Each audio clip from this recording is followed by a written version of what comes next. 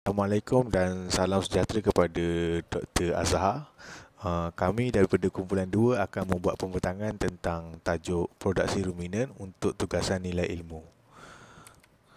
Untuk pengenalan, 5 soalan telah diajukan kepada 12 responden yang mempunyai latar belakang dalam bidang peternakan haiwan. Soalan yang diajukan adalah berkaitan dengan produksi ruminan. Jadi mari kita bincangkan.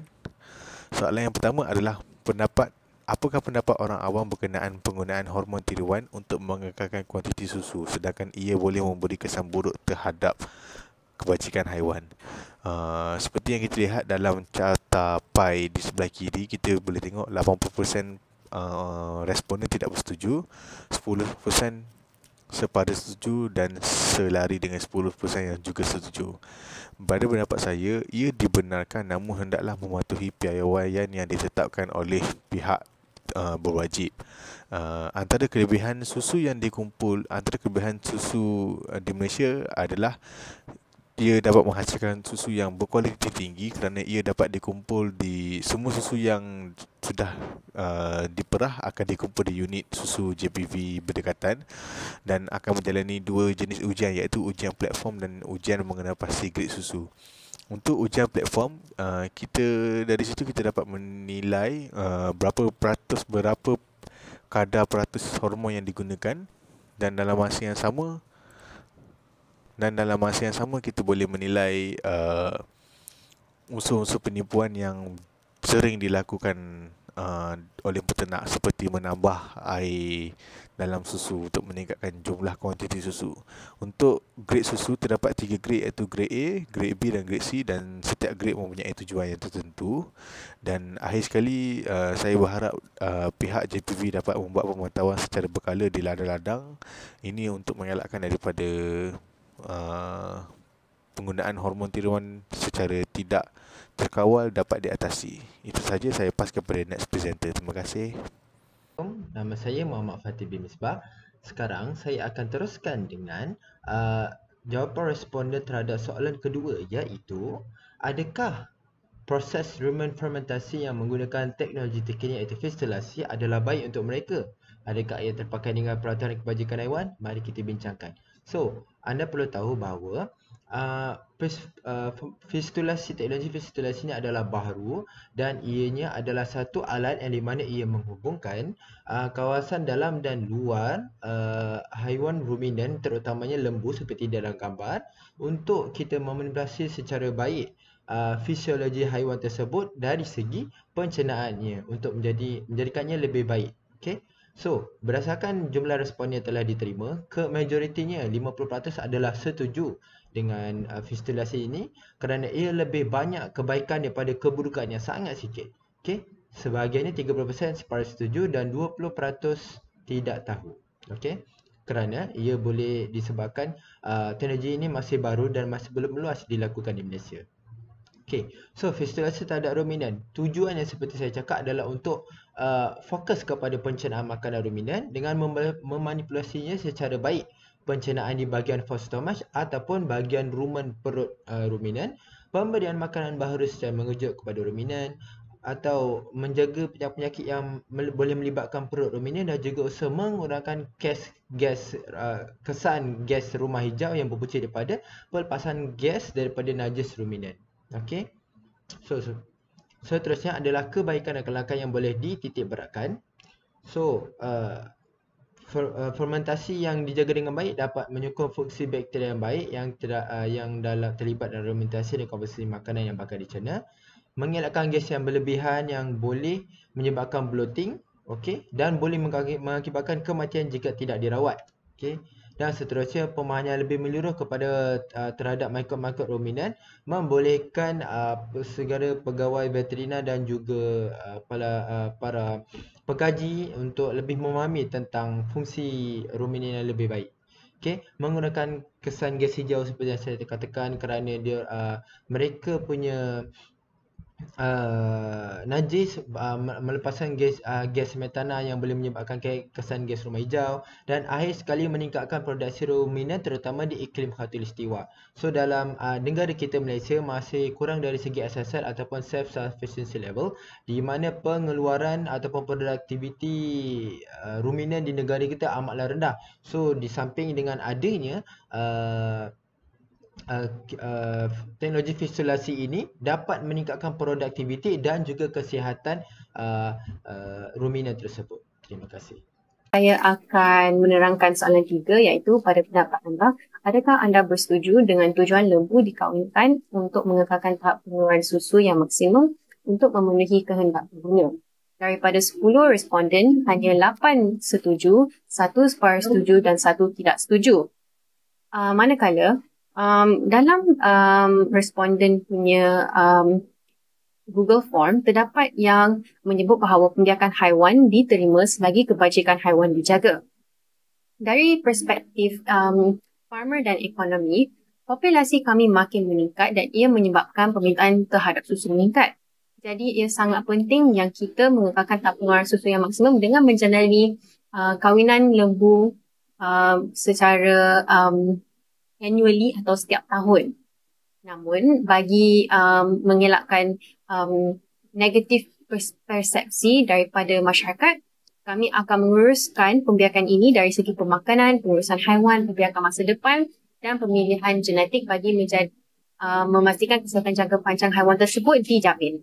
Kami juga harus memahami bahawa lembu mengambil masa 9 bulan untuk menghasilkan 1 ekor anak lembu, dan dalam tempoh tersebut kami hanya ada tempoh yang sangat singkat untuk mendapatkan susu untuk produksi bahan tenusu.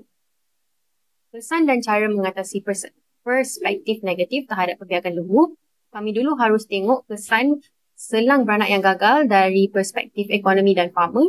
Ia akan menyebabkan kehilangan sumber pendapatan, kekurangan sumber tenusu, tambahan kos buruh dan kekurangan lembu betina pengganti. Bagi mengatasi perspektif tersebut, beberapa cara telah juga digunakan, iaitu membiak lembu tersebut pada umur yang matang iaitu 2 tahun, menyemai menggunakan secara AI iaitu Artificial Insemination selang 21 hari. Hal ini adalah untuk memberi tempoh yang mencukupi, yang secukupnya bagi lembu tersebut menyiapkan dan badannya untuk menghamil semula.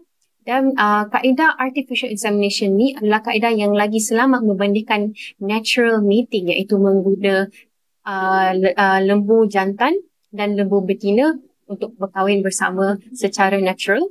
Dan cara yang last adalah untuk menggunakan program pemakanan mengikut peringkat pembiakan haiwan ternakan.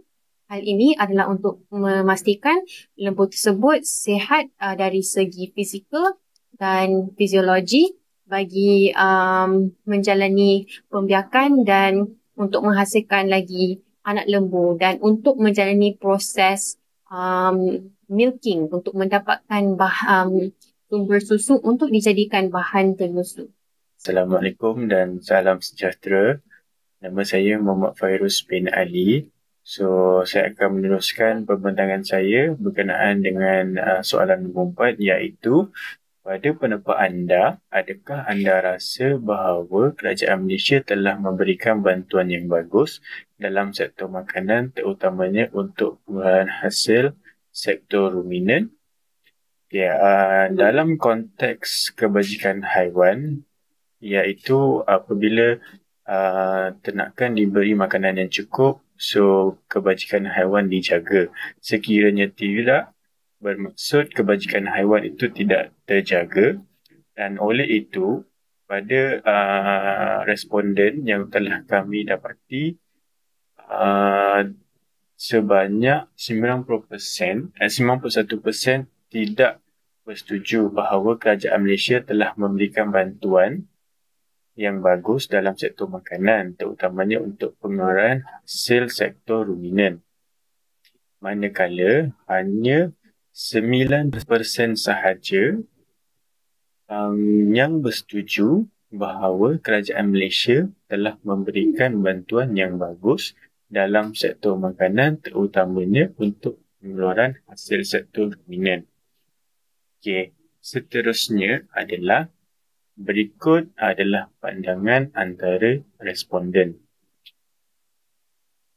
Bagi responden yang bersetuju, beliau memberikan pandangan bahawa terdapat pelbagai bantuan kerajaan telah diperkenalkan bagi membantu peternak-peternak kecil. Pihak yang bertanggungjawab dalam memberikan bantuan kepada para peternak adalah pihak Jabatan Perkhidmatan Veterina. Mereka telah membentukkan dana dan sumbangan kepada para peternak bagi meningkatkan hasil pengeluaran mereka. Dan manakala yang tidak setuju berpendapat bahawa kerajaan Malaysia lebih tertumpu kepada sektor peladangan, khususnya peladangan kelapa sawit. Seterusnya, terdapat sedikit insentif yang disediakan oleh kerajaan untuk sektor ruminan tetapi ianya masih tidak mencukupi. Dan yang terakhir adalah kurangnya tanah disediakan untuk sektor ruminan atau lebih banyak tanah perlu disimpan khas untuk pengeluaran ruminan yang lebih baik dan berterusan. So, sekian sahaja daripada saya. Saya akan teruskan dengan next presenter. Salam, nama saya Sini. Sekarang saya akan membincangkan soalan kelima. Pada pendapat anda, adakah anda bersetuju untuk asingkan ibu lembu dan anak yang baru lahir untuk tujuan meningkatkan jumlah kuantiti susu? Hasil daripada tinjauan kami mendapat bahawa majoriti responden tidak bersetuju dengan amalan ini. Mereka menganggap tindakan ini adalah tindakan yang zalim dan tidak berperi kemanusiaan. Manakala ada 45.5% responden bersetuju dan mereka memberitahu bahawa amalan ini boleh meningkatkan sumber pendapatan para peternak dan mereka bersetuju selagi anak lembu menerima nutrisi yang mencukupi. Jadi ada 4 sebab penyebab penghasilan anak lembu daripada ibu lembu boleh dijalankan. Pertama, amalan ini boleh meningkatkan jumlah susu yang boleh dipasarkan selagi kebajikan mereka dijaga.